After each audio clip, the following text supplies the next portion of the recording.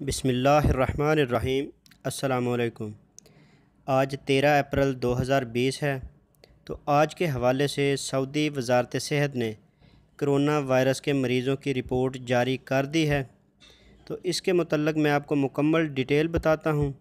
اس سے پہلے اگر آپ اس چینل پر نئے ہیں تو کائنڈلی اسے سبسکرائب کر لیں تاکہ آپ ہر آنے والی خبر سے باخبر رہ سکیں۔ سعودی وزارت صحت کے ترجمان ڈاکٹر محمد عبدالعالی کا کہنا ہے کہ گزشتہ 24 گھنٹوں کے دوران 472 نئے مریض ریکارڈ میں آئے ہیں، جن میں سے سب سے زیادہ تعداد ریاض میں ہے۔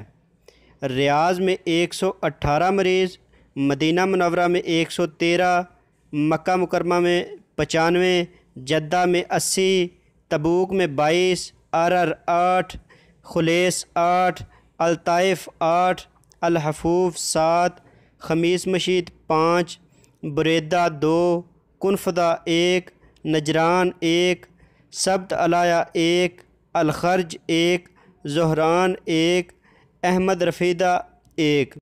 ان کے ساتھ سعودی عرب میں مجموعی تعداد 4934 تک پہنچ چکی ہے اور وفات پانے والوں کی تعداد 65 ہو چکی ہے، اور کرونا وائرس کے جو مریض صحتیاب ہوئے ہیں ان کی تعداد 805 تک پہنچ چکی ہے۔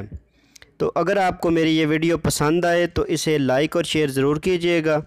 تو ملتے ہیں کسی نیکسٹ اپڈیٹ کے ساتھ، تب تک کے لیے اللہ حافظ۔